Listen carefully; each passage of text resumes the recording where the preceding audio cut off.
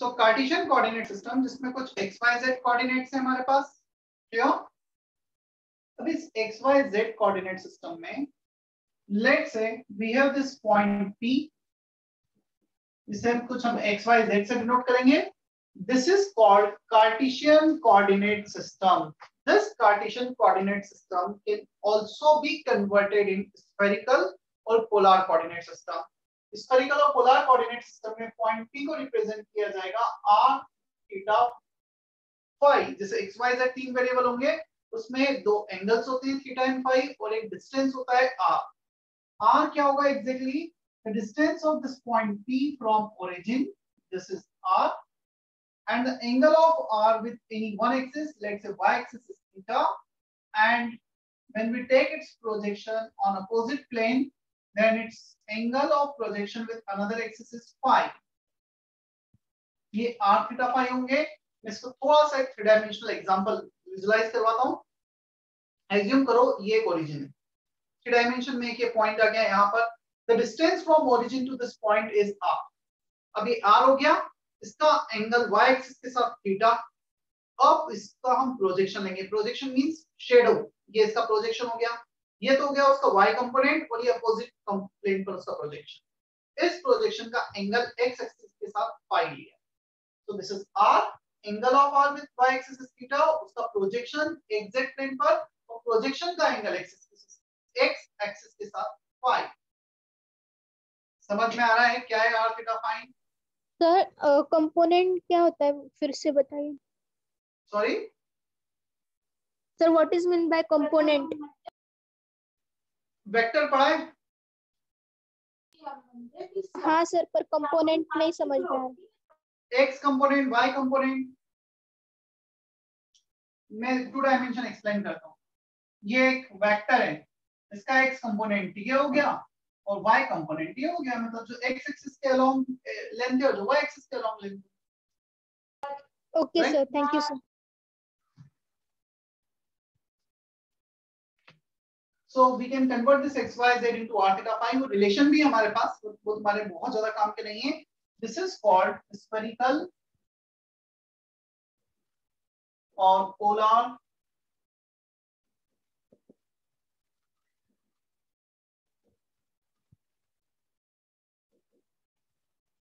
Coordinate system.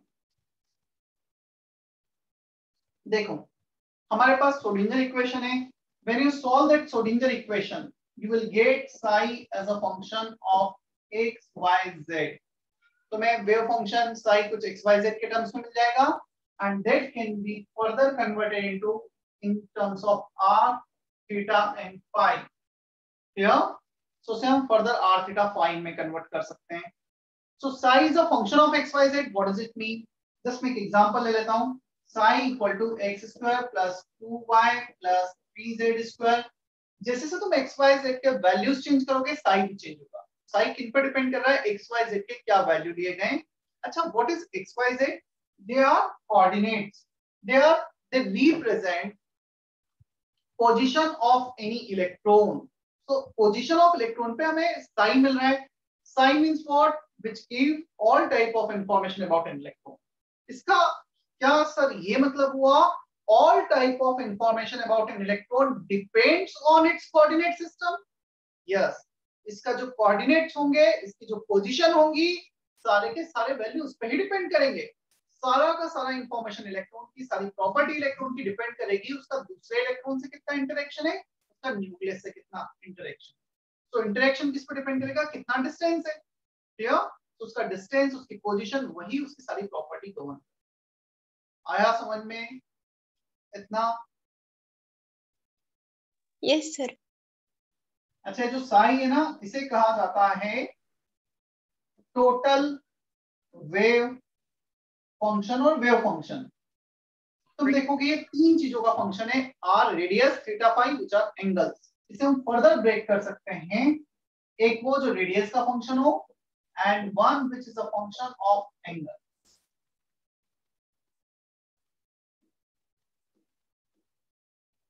Radial wave function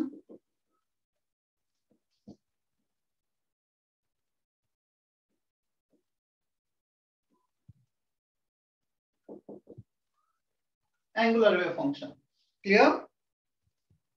इसे तीन चीजों का फंक्शन था, रेडियस अलग किए, दोनों एंगल्स अलग कर लिए, जो एंगल पर डिपेंड कर रहा है वो angular wave function, the function which depends on radius represented by capital R radial wave function, और दोनों का product overall total wave function.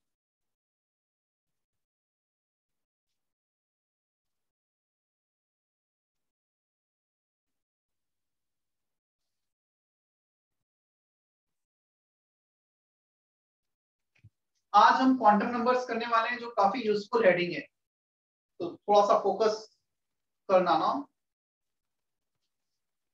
Next week you have 1 week vacation, right, from Monday to Sunday. Yes sir. तो अच्छी बात है, थोड़ा refresh हो लेना। If you want to go somewhere out of station तो चले जाओ, प्लान कर लो पेरेंट्स के साथ 3 4 5 6 दिन जितना भी तुम्हें लगता है, क्योंकि फिर इसके बाद वापस हमें भिड़ना है। अब सिलेबस थोड़ा सा पेस पे चलेगा, फर्स्ट चैप्टर था, ऑलमोस्ट हर सब्जेक्ट का स्लो चला था थोड़ा, ठीक है। सो सिलेबस देख के भी हमें थोड़ा पेस करना पड़ेगा। होप तुम अब तक ट्यून्ड अप हो गए होंगे सिस्टम से, कैसे पढ़ना है क्या करना है, और सिचुएशन काफी कुछ नॉर्मल वे में जा रही है। We are hoping if the situation is going in the same way, we'll have offline classes also in the month of August, not July but in the month of August definitely, यदि situation ऐसी ही चल जाती रही।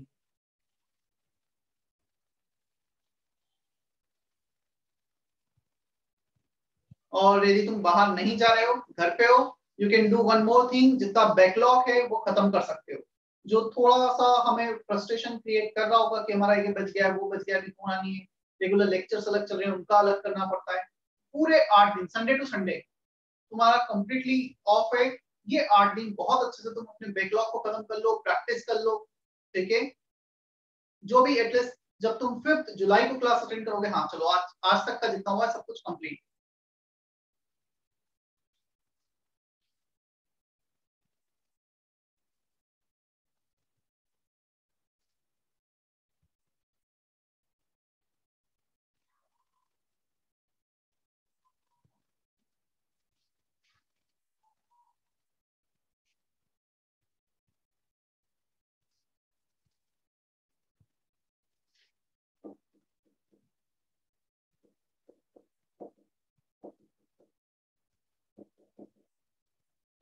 Orbital कैसे define किया था हमने?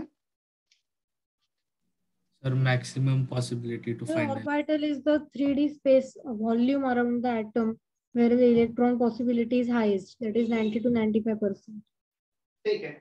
श्वेता गौली, क्या लगता है, if orbital is the space where the probability is maximum, then how would you define anti-orbital? Shweta? Minimum. Minimum, और मिनिमम कितना हो सकता है? नेगेटिव में जा सकता है प्रोबेबिलिटी या नहीं जा सकता? No sir. नो तो सर। बताओ मिनिमम कितना होगा? 0 to 5.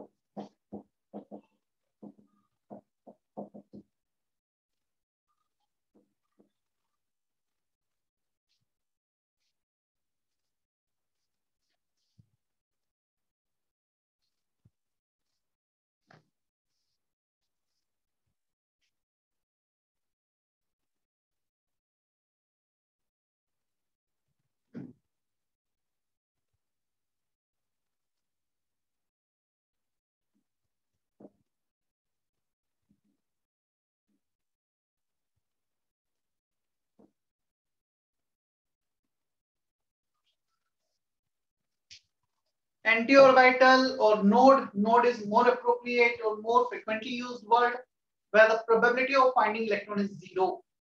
Psi square define किया गया था probability upon volume. So probability 0 by something is 0, psi square 0 हो गया। किसी का भी स्क्वायर कब 0 होगा? जब वो खुद क्वांटिटी 0 हो जाए। क्लियर? सो नोड पर ये 0 हो। देखो अभी हमने wave quantum mechanical model, wave mechanical model का कुछ बेसिक सा देखा, कैसे इसको डिफाइन किया गया है, how it is somewhat different from other models. Wave nature consideration, the concept of orbital was introduced here. Orbit में नहीं है इलेक्ट्रॉन, ऑर्बिटल में है. Probability हम निकाल सकते हैं, हम exact position नहीं निकाल सकते हैं. Clear? Now, when you solve Schrodinger equation, you will get lot of information about an electron and orbitals. उन सारी information को हमने कुछ क्वांटम नंबर्स के फॉर्म में रिप्रेजेंट किया. उनकी उनको रिप्रेजेंट करने के लिए हमने कुछ नंबर्स का यूज किया. That numbers are called quantum numbers. Clear? Quantum numbers क्या है? ये बेसिकली सारी की सारी इंफॉर्मेशन इलेक्ट्रॉन की रिप्रेजेंट करेंगे. क्लियर? और काफी यूजफुल हेडिंग है यहां से, और काफी सिंपल सा भी है. कुछ इसमें यहाँ पर बहुत ज्यादा ऐसा कोई मैथमेटिकल रिलेशन नहीं है, बहुत ज्यादा कुछ ऐसा नहीं कि लिंक है, रिलेशन इससे उसको रिलेट किया. कुछ इंफॉर्मेशन है जो हमें ध्यान रखनी है, बेसिक्स इंफॉर्मेशन. इस इंफॉर्मेशन को ऐसे रिप्रेजेंट किया गया. क्लियर? चलो इसके मैं थोड़े से लेक्चर नोट शेयर करूं स्क्रीन पर. मतलब काफी कुछ लाइन से जो लिखनी पड़ेगी, कंफ्यूजन ना हो, इसलिए मैं शेयर कर देता हूं. Is that okay? Yes, sir.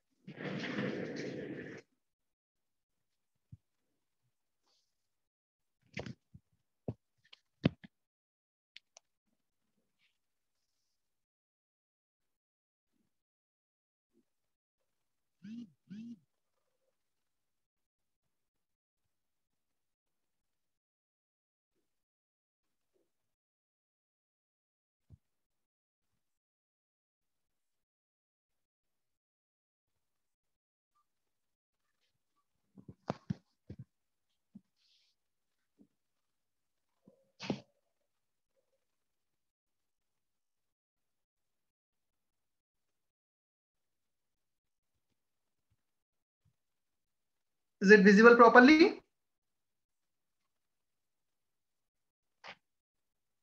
Is it visible or not? Yes, sir. Yes, sir. Yes, sir. चलो श्रेया बधे पढ़ना स्टार्ट करो.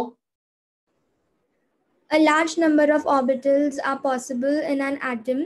These orbitals are dismantled by a set of number known as quantum numbers in order to specify 6 energy shapes. Orientation of orbitals, 3 quantum number are required, and 4th represents spin of electron. चलो. So basically there are a set of numbers which represent information about an electron. Clear? And this we have 4 quantum numbers, जिसमें से पहले 3 quantum numbers हैं जो क्या क्या specify करेंगे? Size, energy, shape, orientation, and the last one will represent spin off electron. इतना लिखो, फिर मैं एक्सप्लेन भी करता हूँ what does it mean spin off electron and all.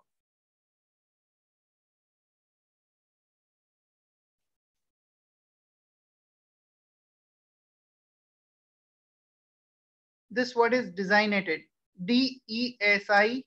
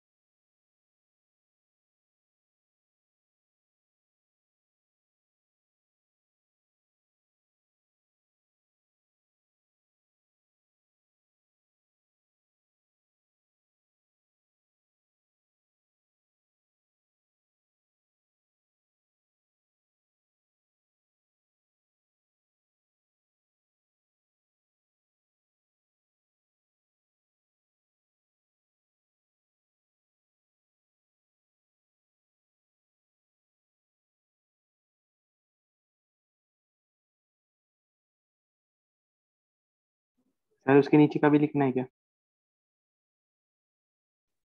हाँ लिखना तो है, बट पहले मैं एक्सप्लेन कर देता हूँ. First quantum number is a principal quantum number represented by small n.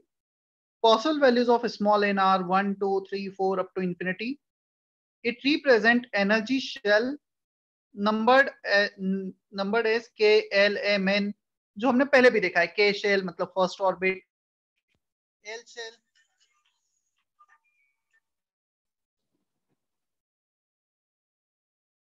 am I audible properly? Yes. Yes, sir.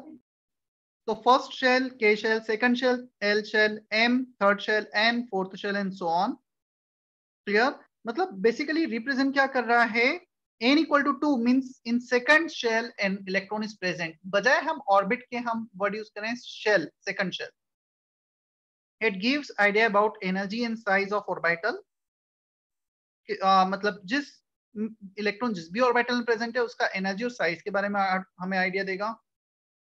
As n increases, energy also increases and electron will be less tightly held with the nucleus. जैसे जैसे number of shell increase होंगे energy भी बढ़ता जाएगा और जो binding है electron की न्यूक्लियस से वो कम होते चले जाएगी. मतलब डेफिनेटली हम फर्स्ट से सेकंड ऑर्बिट में जाएंगे, थर्ड ऑर्बिट में जाएंगे तो binding energy, ionization energy decrease होते जाएगी, फोर्स ऑफ अट्रैक्शन न्यूक्लियस पे कम होता चला जाएगा. Is that okay? तो सर एनर्जी इंक्रीज किसकी हो रही है? इलेक्ट्रॉन की. ये सिंपल सा ऐसा देख तू, जो बोर्स थ्योरी के अकॉर्डिंग 1, 2, 3 देन इंफिनिटी. मुझे बता थर्ड ऑर्बिट का एनर्जी ज्यादा है फर्स्ट ऑर्बिट का? Third sir. तो हम फर्स्ट से थर्ड शेल पे गए, एनर्जी बढ़ गया. आयोनाइजेशन एनर्जी किसका ज्यादा है? थर्ड से इंफिनिटी पे जाने पे ज्यादा एनर्जी लग रहा है फर्स्ट से इंफिनिटी पर? थर्ड से. फर्स्ट थर्ड से. से. समझ में आया? तो आयोनाइजेशन एनर्जी 1 का ज्यादा, मतलब ज्यादा बाइंडिंग एनर्जी किसकी? 1 की. थर्ड की कम है, बट ओवरऑल एनर्जी थर्ड का ज्यादा है. आया समझ में? Yes sir.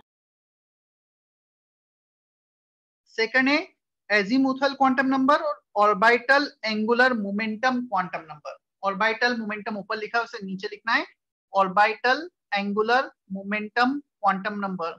It is represented by L. Possible values of L R, इसको चलो मैं बोर्ड पे ही बताऊंगा, तुम सिर्फ यहां तक कॉपी कर लो. सर मैं बोर्ड पे बताता हूँ सेकंड क्वांटम नंबर, क्योंकि थोड़ा सा डिटेल में है वो, काफी इंफॉर्मेशन मिलेगी हमें वहां से. Sir yes. सर जो फर्स्ट टेस्ट हुई थी और जो इस संडे को टेस्ट हुई थी ना, उसमें दोनों में एक सेम क्वेश्चन आया था क्वांटम नंबर्स पे. एक क्वेश्चन से आया. सर एसपीडीएफ पर क्वेश्चन आया था ऐसा. अच्छा, तो ठीक है, एक ही क्वेश्चन था, कितने क्वेश्चन थे? एक ही था सर. ठीक है, चलेगा, एक ही था ना, क्या प्रॉब्लम है? तो सर गलती से मोल पे आ भी गया. क्वेश्चन थे और हाँ, मोल पे भी क्वेश्चन थे. कितने थे? सर 3-4 होंगे. एक्चुअली इस बार वो थोड़ा सा मिक्सअप हो गई थी चीजें, MA2 MA1 की कुछ कुछ लेक्चर्स का. ठीक है, कोई फर्क नहीं पड़ता, जितना तुम्हें आता है उतना कर दिया ना तुमने. Yes sir.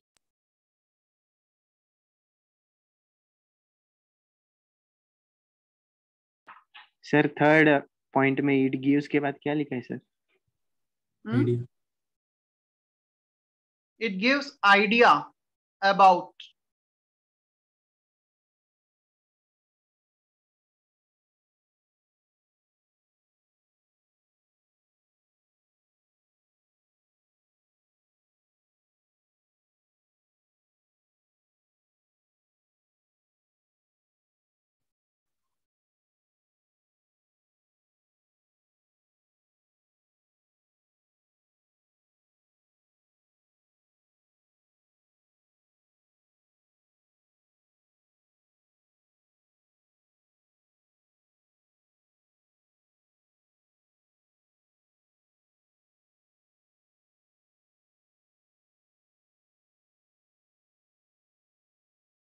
चलो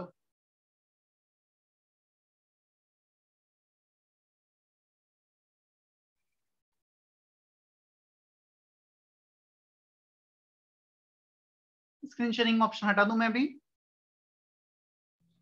सर लिख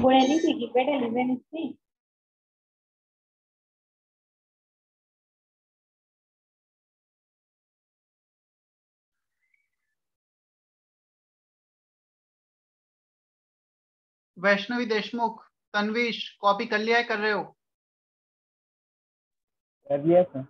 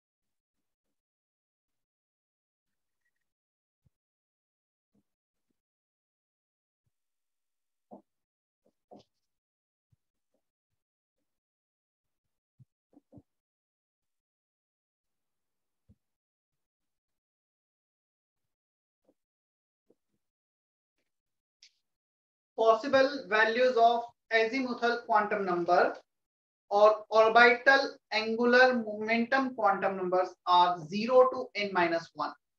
मतलब इस पे डिपेंड करेगा नंबर ऑफ शेल कौन सा है। यदि नंबर ऑफ शेल 1 दे रखा है तो इसका एक ही पॉसिबल वैल्यू होगा, वो होगा 0. If number of shell is 2, then we can have two possible value, 1, 0 and 1 for n equal to 2. Third shell में n equal to 3 में we can have three possible values, that is 0, 1 and 2. मैंने यहाँ पे 3 लिख दिया गलती से, that should be 2.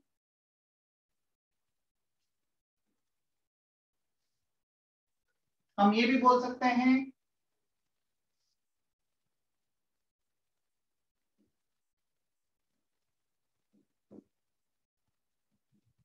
L is always less than n. L का वैल्यू मैक्सिमम पॉसिबल होगा n-1, 0 से n-1 के बीच में वेरी करेगा। देखो पहले मैं तुम्हें थोड़ा सा और ब्रीफ कर देता हूँ इस मॉडल में एग्जैक्टली कैसे एटम को पिक्चराइज किया गया है, कैसे उसे रिप्रेजेंट किया गया है। पहले सुन लेना फिर कॉपी करना जो भी बचा है। In this case we have nucleus at the centre, Bohr's model में भी था, nothing is different. Now in this case we have 3-dimensional shell instead of 2-dimension orbit.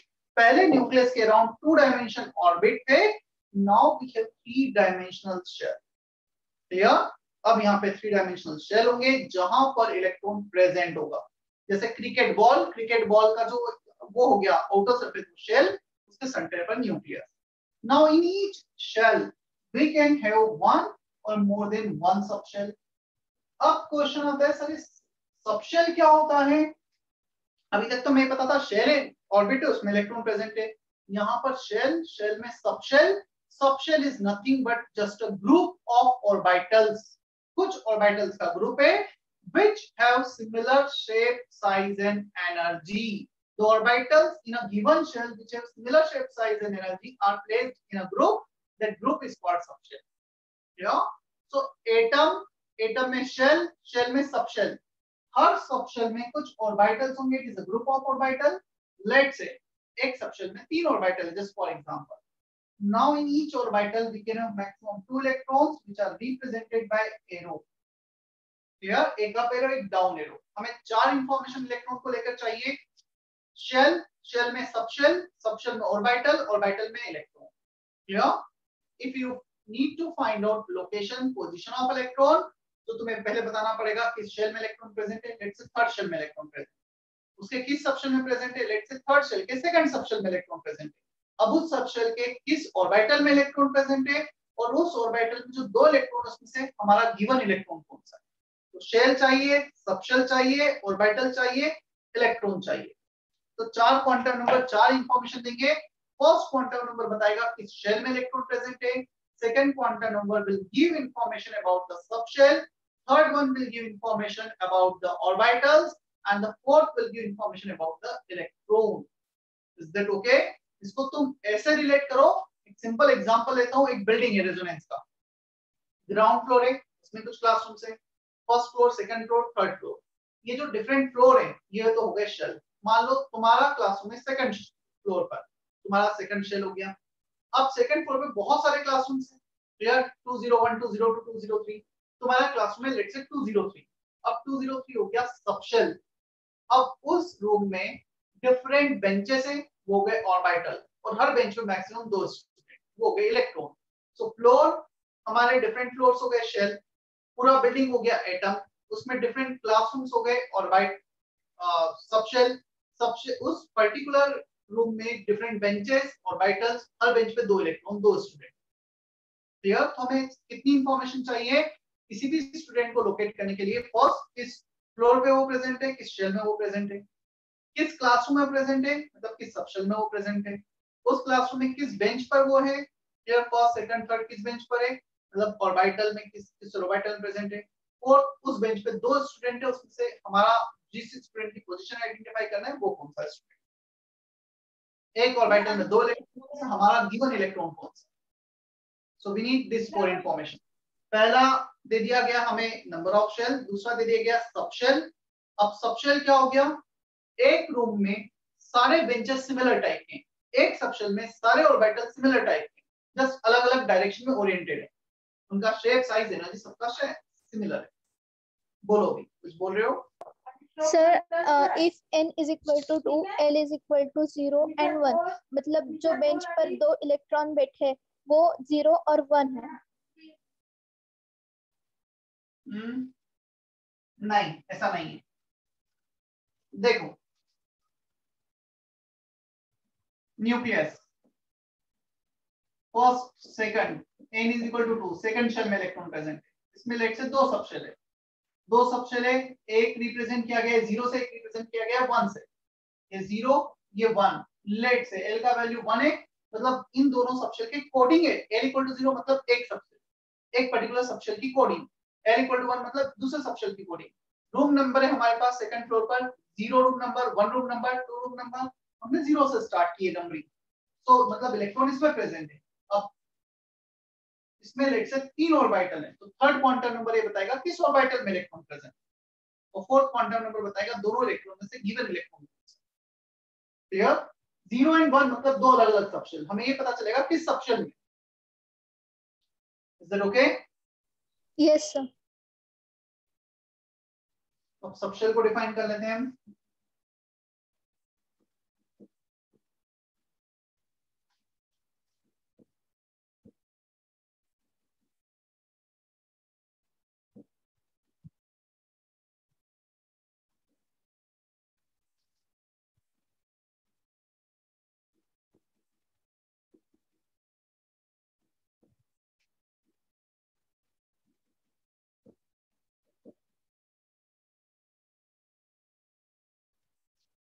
It is a group of orbitals which has similar shape, size and energy, but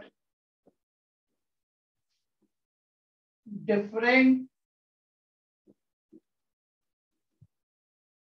orientation.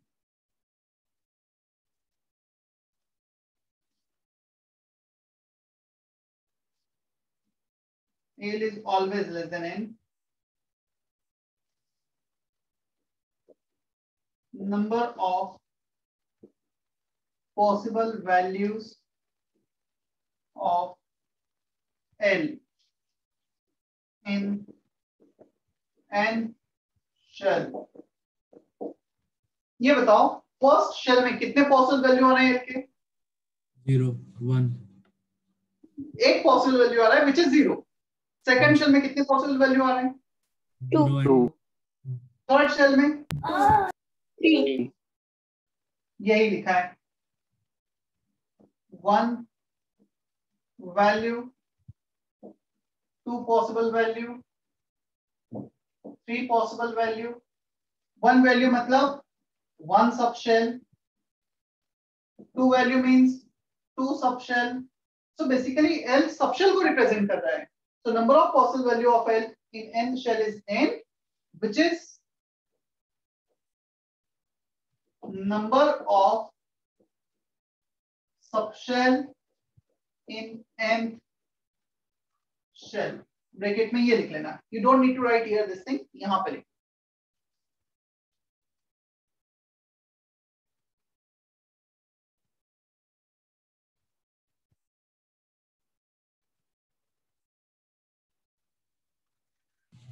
Sir फिर ये 0 1 2 ये सब shells के नाम होंगे? ये subshell की coding है. Yes.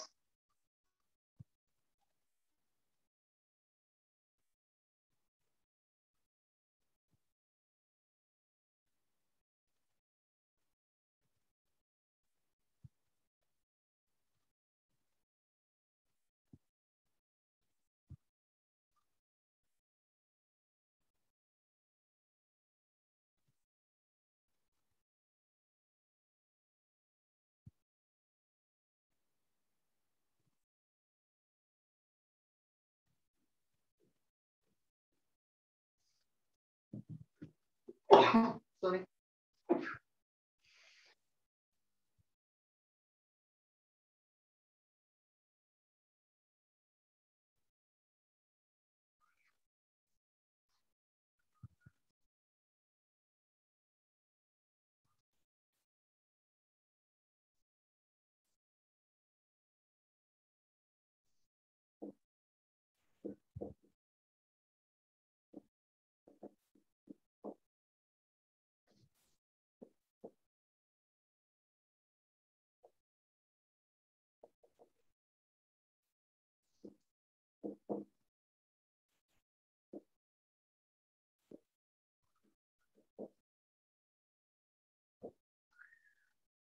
It also gives shape of subshell / orbital in which electron is present.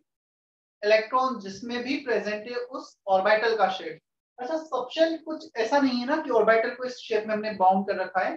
Subshell is nothing but just a group of orbitals with similar shape, size and energy. तो हम इसका shape बोले या इसका बोले एक ही बात, क्योंकि इसमें जितने भी ऑर्बिटल है सबका शेप सिमिलर ही होगा.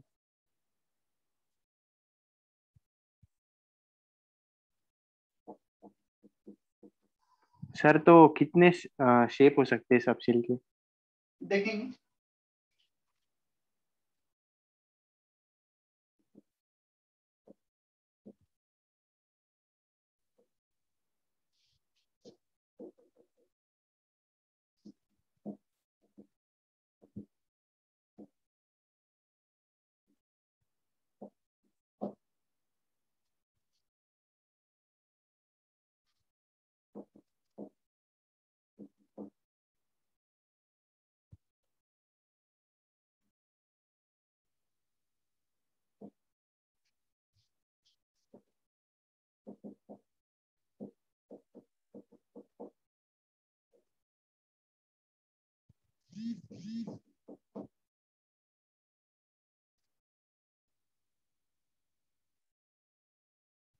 Orbital angular momentum is just a mathematical relation that you need to memorize. उसका सिग्निफिकेंस वगैरह अभी कुछ भी काम का नहीं है।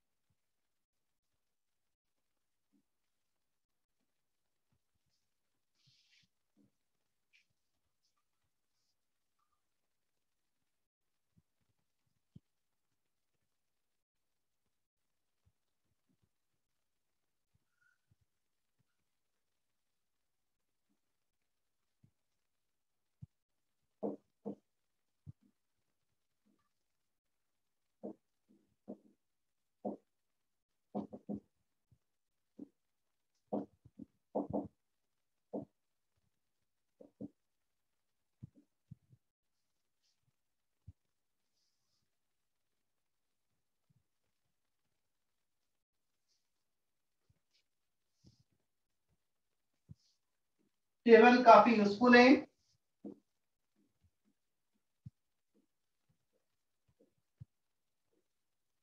देखो एल के वैल्यू स्टार्ट होते हैं 0 से up to n-1। So if you take l equal to 0, हम इसे बोलते हैं एस सबशेल।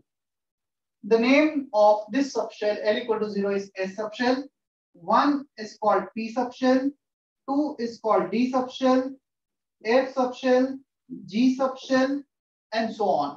theoretically हम कहीं तक भी जा सकते हैं, प्रैक्टिकली l इक्वल टू 3 तक ही यूज आता है। SPDF G भी यूज नहीं आता है कभी। Here SPDF subshell। Shape of all the orbital in S subshell is spherical।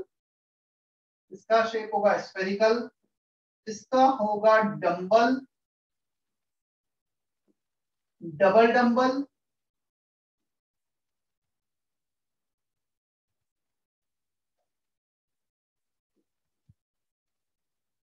Double dumbbell,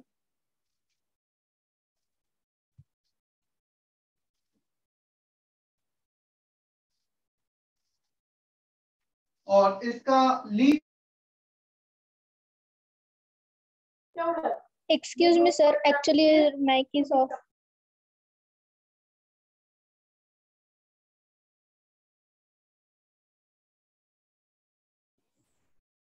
Am I audible properly? Yes, sir. Yes.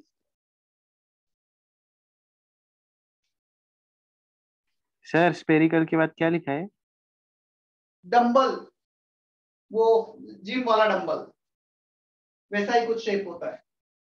इसको भी शेप ड्रॉ करके भी बताऊंगा नेक्स्ट स्टडी। अभी के लिए सिर्फ इतना लिख लो। Sir, what is written for G subshell in shape?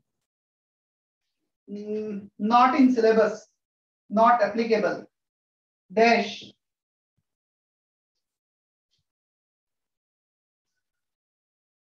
ये वाला कॉलम हम फिल करेंगे जब हम थर्ड क्वांटम नंबर पढ़ेंगे, and this we will fill after studying the last quantum number. So third and fourth quantum number में fill करेंगे।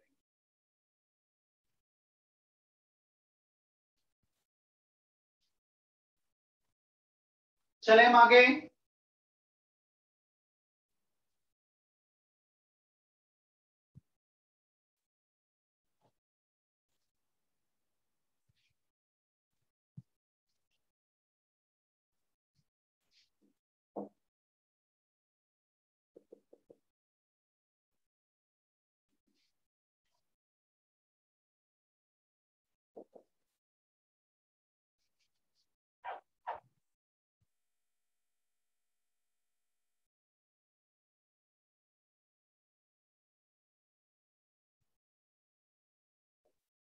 It is represented by ml और n। सबस्क्रिप्ट में कभी कभी l भी लिख दिया जाता है या सिर्फ m लिख दिया जाता है। सर वो नंबर ऑफ ऑर्बिटल्स वगैरह नहीं लिखना है क्या? ये टेबल पूरा बनाना है, जो खाली जगह छोड़ी है वो खाली छोड़ना है, जो लिखा है वो लिखना है, खाली जगह फिल करेंगे हम थर्ड और फोर्थ क्वांटम नंबर।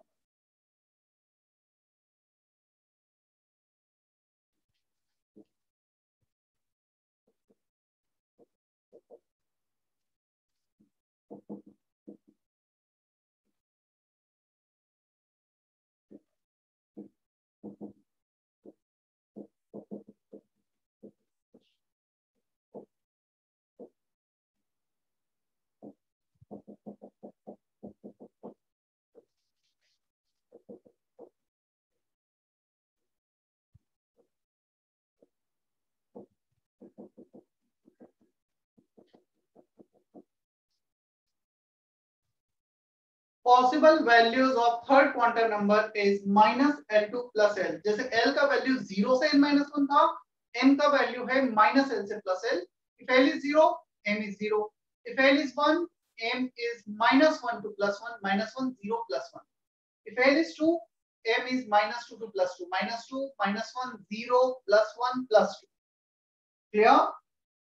ये क्या रिप्रेजेंट करेगा? पहला शेल, दूसरा sub shell. Third quantum number will represent what? बोलो जल्दी. इट रिप्रेजेंट शेल के बाद सबशेल, सबशेल के बाद क्या बताया था? ऑर्बिटल ऑर्बिटल्स और orientation. Electron fourth quantum number करेगा. पहला शेल, दूसरा सबशेल, तीसरा ऑर्बिटल और फोर्थ इलेक्ट्रॉन. सो हम ये बोले ऑर्बिट नंबर ऑफ ऑर्बिटल्स है नंबर ऑफ ओरिएंटेशन. एक ही बात है, मतलब जितने अलग अलग ओरिएंटेशन होंगे उतने ऑर्बिटल.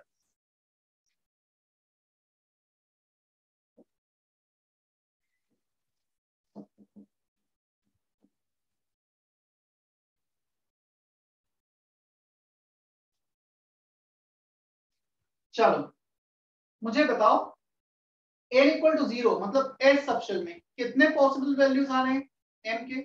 1 तो कितने ऑर्बिटल हो गए? 1 which is represented by m equal to 0. There is one orbital in s subshell which is represented by m equal to 0, right? यहाँ पर कितने ऑर्बिटल आ रहे हैं? 3 represented by -1, 0 plus 1. यहाँ पर 5 so 1, 3, 5, 7, 9, 11, 13, 15 and so on. Clear है उतना? Yes sir. और एक ऑर्बिटल में कितने इलेक्ट्रॉन्स होते हैं? 2 electrons. 2 electron. so number of electron 1 into 2 2, 3 into 2 6, 5 into 2 10, 7 into 2 14, 9 into 2 18. ठीक है, जितने ऑर्बिटल उसके डबल इलेक्ट्रॉन्स हो गए.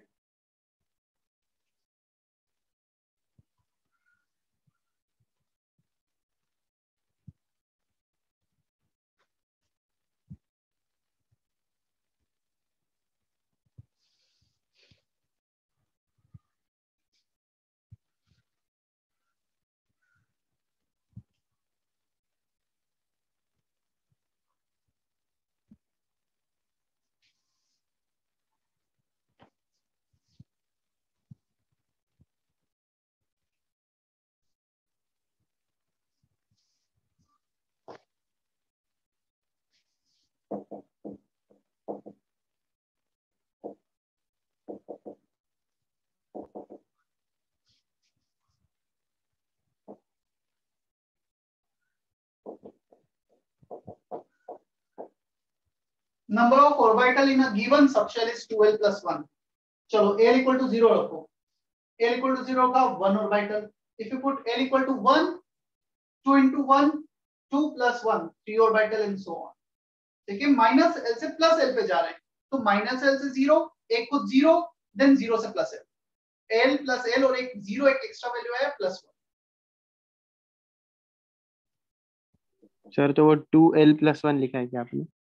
हाँ 12 plus 1 ही दिख रहा है, कुछ और दिख रहा है बताओ? z दिख रहा था सर. z कहाँ दिख रहा है? अभी ठीक है? Yes sir.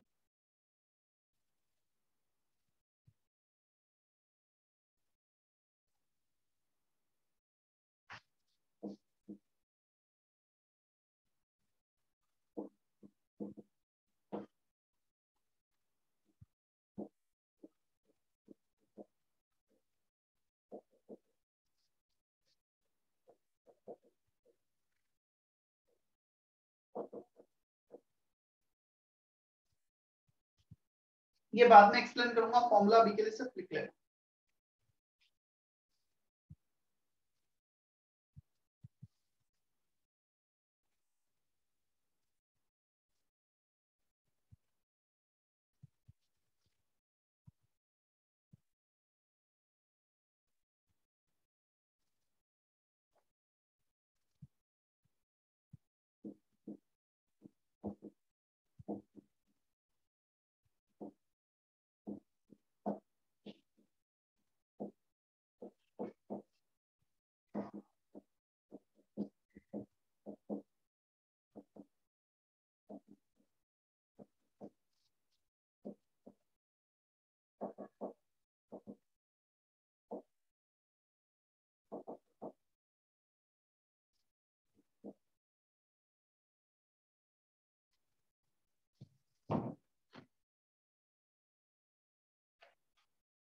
It is not derived from Schrodinger equation. First thing, Schrodinger equation से पहले 3 क्वांटम नंबर है, ये नहीं है।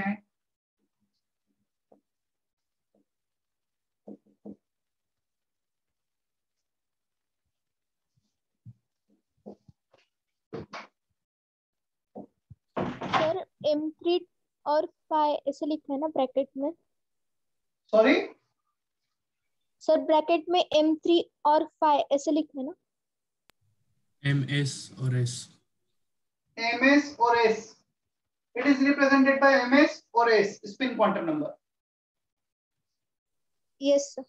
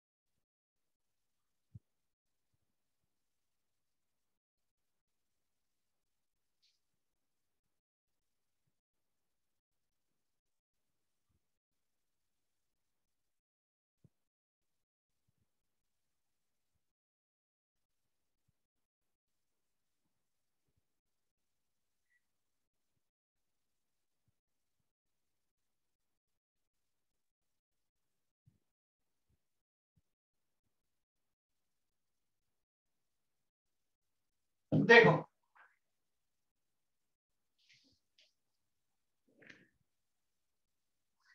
it is not derived from Schrodinger equation. First of all, it is an orbital. In an orbital, we can have maximum 2 electrons, and these 2 electrons are also spinning on its own axis when they are revolving around the nucleus, like Earth. जैसे अर्थ अपने axis पे spin कर रही है और अर्थ के सन के around भी रिवॉल्व कर रही है, सिमिलरली इलेक्ट्रॉन का भी ऐसा ही कुछ है, अपने स्पिन पे अपने एक्सिस पे भी स्पिन करेगा और रिवॉल्व करेगा न्यूक्लियस के around. There are two electrons in an orbital. One is spinning in clockwise and another will spin in anti-clockwise direction. तो इसके दो पॉसिबल वैल्यू हैं, plus half minus half, which are also represented by up arrow, down arrow, up half arrow, up sorry down half arrow. ऐसे कुछ represent किया जाता है। There is nothing like कि प्लस हाफ अप एरो को represent करेगा, plus half इसको करेगा। दो अलग-अलग वैल्यू, दो अलग-अलग एरो को रिप्रेजेंट करेंगे और दो अलग-अलग स्पिनिंग को रिप्रेजेंट करेंगे। ऐसा भी कुछ फिक्स नहीं है कि प्लस हाफ क्लॉकवाइज को ही करेगा। हाँ, किसी ने बोला ये क्लॉकवाइज को करेगा, ये एंटी क्लॉकवाइज, और यदि ये क्लॉकवाइज को करेगा तो एंटी क्लॉकवाइज, क्योंकि क्लॉकवाइज एंटी क्लॉकवाइज एक रिलेटिव टर्म है। मेरे लिए ये रोटेशन क्लॉकवाइज है और तुम्हारे लिए anti clockwise. So it depends on observer. Similar kind of spinning can be different. It can be either clockwise or anti-clockwise. Is that okay?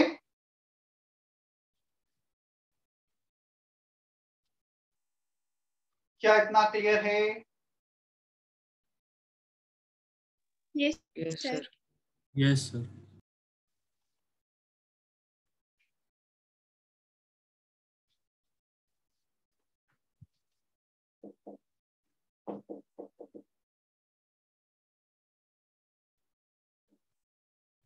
Excuse me, sir. Yes. Sir, at the bottom, why that half arrow is drawn at the very bottom of the board? Sorry, at the bottom.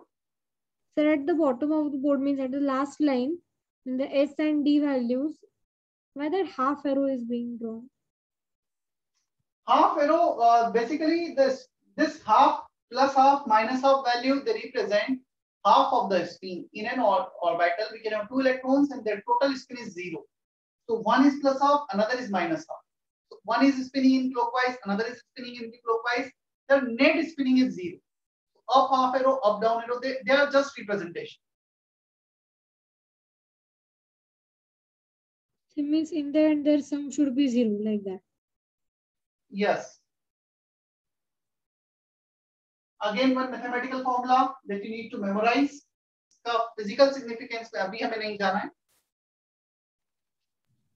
Sir वो modulus है या bracket है? Mod है. Actually, S can have both plus half and minus half. So minus half को भी हमें सिर्फ magnitude लेना है, इसलिए mod रख दिया गया. Okay sir.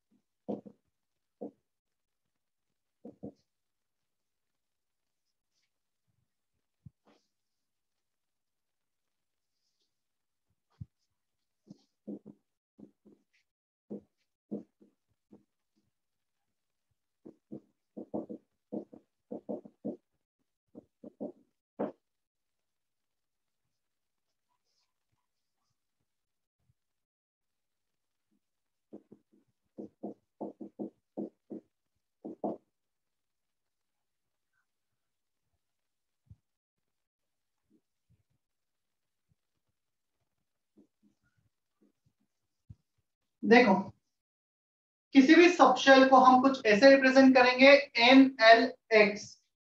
N number of subshell जिसे 1 2 3 4 लिखा जाएगा, L सबशेल जिसे SPDF लिखा जाता है, X is the number of electrons.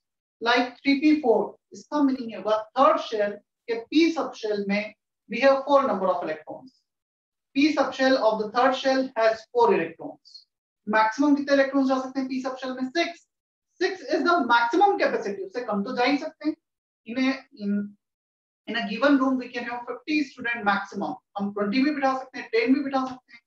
So the seating maximum capacity is fixed, but we can have number of electrons less than maximum capacity. n equal to 4, l equal to 0, x equal to 2. क्या इस form में लिख सकते हो तुम जैसा ये लिखा है? बताओ कोई भी, क्या लिखा जाएगा इसे? 4s2. 4s2. Fourth shell, S subshell has 2 electrons.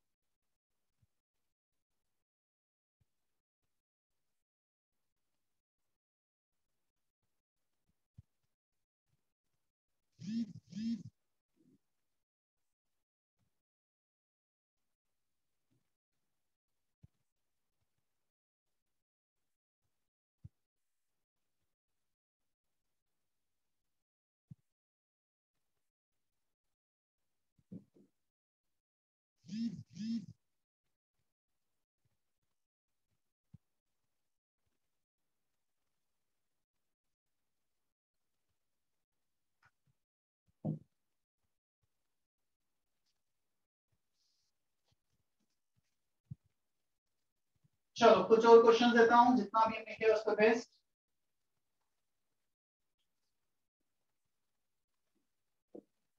Which set of quantum number is not possible in LM is A option,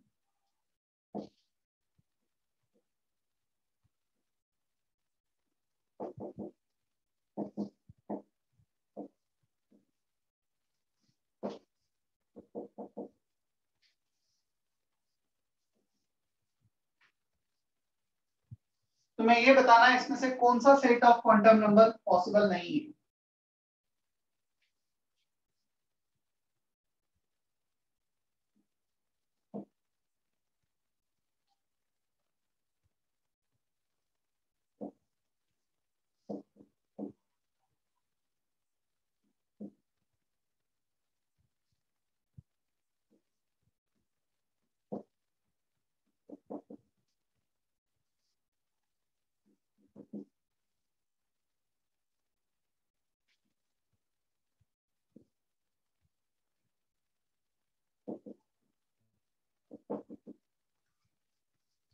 One or maybe more than one options are correct.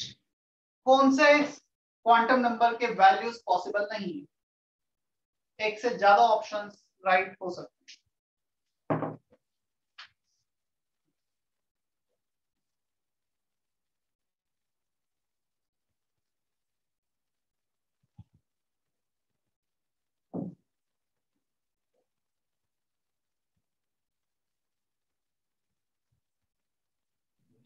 Sir chat में डालना है. Unmute करके भी बोल सकते हो, कोई problem नहीं. चैट में डालना है चैट में डाल दो, बट सर मुझे सारे साथ चाहिए ना.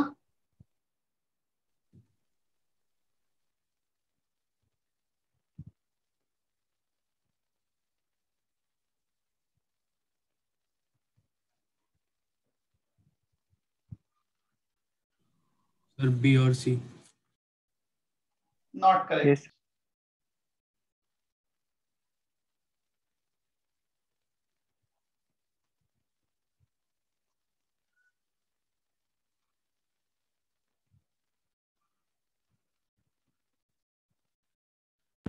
Only B, sir.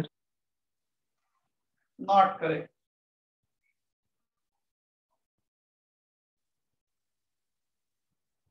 Sir, D. Not correct. D and D. Not correct.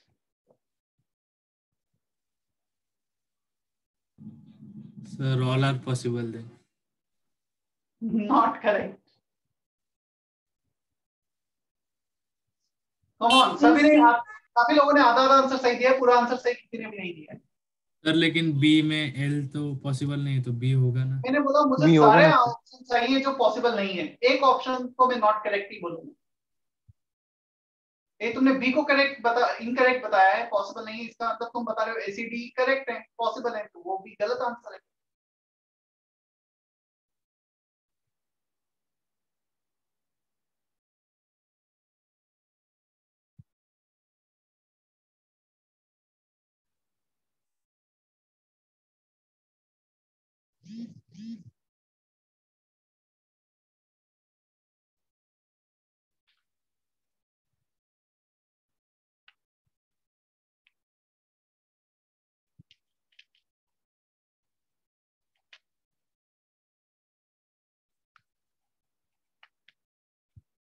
बताओ मैं बोर्ड पर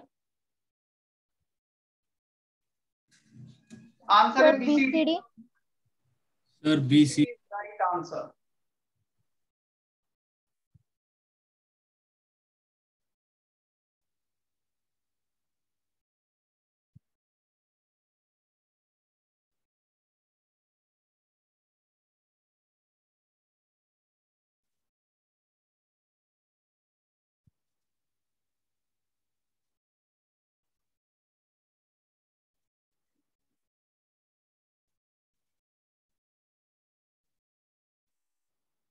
देखो n cannot be equal to L, hence it is not possible. L का वैल्यू मैक्सिमम 2 तक जा सकता है if n is 3, so इसलिए गलत हो गया। n2 L1 m0 s0 s0 तो होता ही नहीं, so because of this it is not possible. n5 L0, यदि L0 है तो m0 ही होगा सिर्फ, so this is not possible. बाकी सारे पॉसिबल हैं। कुछ इस और इस ऑप्शन में डाउट हो तो क्लियर कर लो।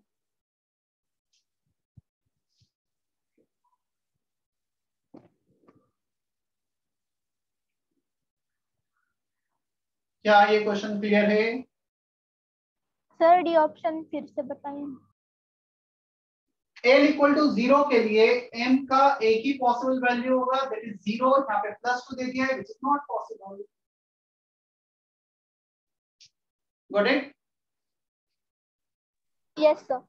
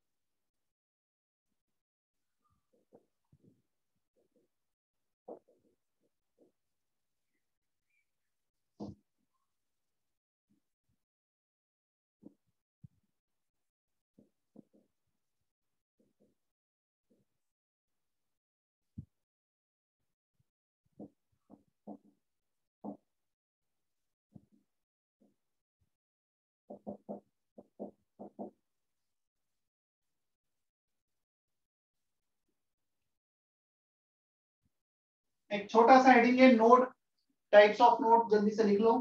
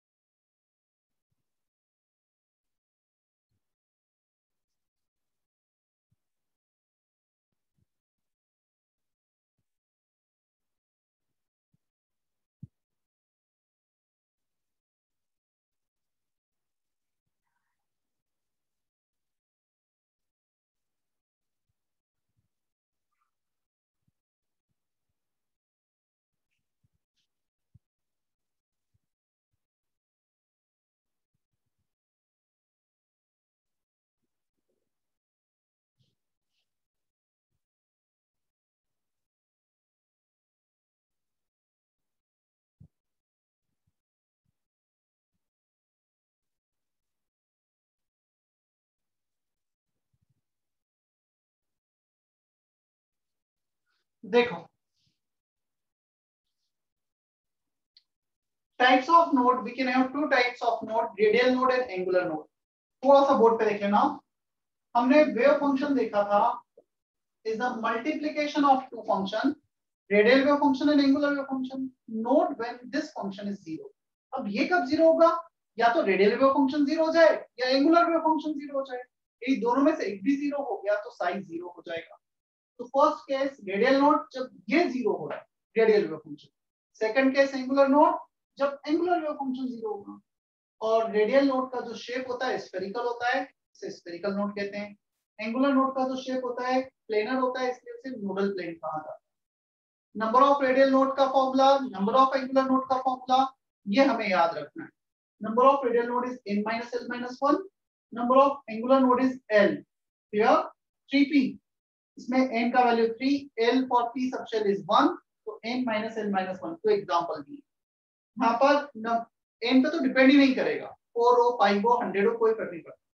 l s के लिए 0 तो 0 angular node, L1 for p subshell 1 angular node। Yeah? अब क्वेश्चन आता है सर रेडियल नोड 3a, इसका क्या मतलब है? रेडियल नोड 3a मतलब हमें ऐसे तीन वैल्यूज मिल रहे होंगे जहां पर रेडियल वेव फंक्शन जीरो हो रहा होगा। ऐसा कब मिलेगा? जब एक क्यूबिक इक्वेशन हो। यदि हमारे पास सिंपल सा r square minus 25r plus 6 एक क्वाड्रेटिक इक्वेशन है, तो r के दो वैल्यू मिलेंगे जिसपे फंक्शन जीरो। लेट से कैपिटल R है दिस, क्लियर? सो रेडियस के दो वैल्यू मिलेंगे जिसपे रेडियल वेव फंक्शन जीरो होगा। क्यूबिक होगा तीन रेडियल नोड। समझ में आया? तुम्हारे लिए सबसे ज्यादा काम ये फॉर्मूला, ये दो फॉर्मूले, number of radial node and angular node.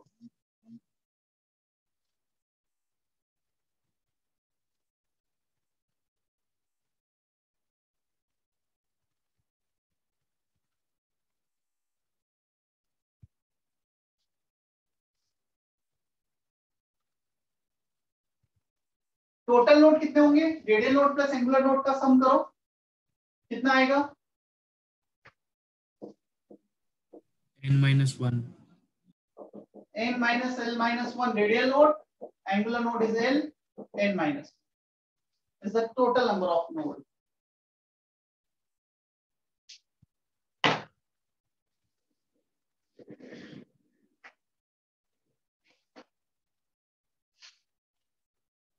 चलो होमवर्क में ग्रुप पे अपडेट करता हूं, कुछ होगा तो, और नेक्स्ट लेक्चर में कंटिन्यू करते हैं।